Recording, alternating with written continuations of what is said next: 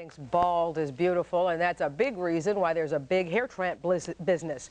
But those transplants are trouble when the client does not like the results. Tappy Phillips is here with the hair-raising 7 on your side. Tappy. And Roz, as you're probably aware, hair loss is a sensitive subject for many men, and many turn to hair transplants for relief. But a bad transplant can be difficult to repair. We talked to 3 men with just that problem who wanted 7 on their side. This man, who we'll call Alan, is not happy with his hair transplant. The whole point was that it was supposed to be natural, and I would never have done it.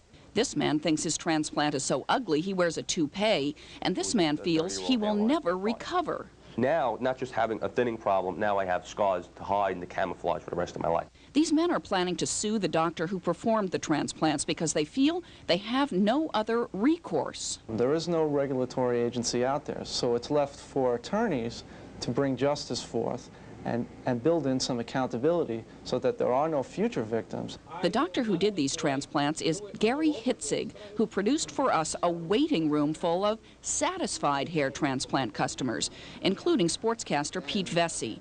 He says the dissatisfied clients did not complete their treatment and were recruited by an ambitious lawyer who placed an ad in local papers. If you want to look at the people who responded to his major ad, that comes to 0.000175% of all the patients I've ever done. And you know what? They could come in and be corrected if they would give it a chance. Hair transplants typically involve removing strips of scalp from the back of the head, dicing them into tiny plugs, and slipping them into slits in the scalp. They cost anywhere from $2,000 to $30,000, but since there is currently no board certification for doctors who perform them, how do you find a good one?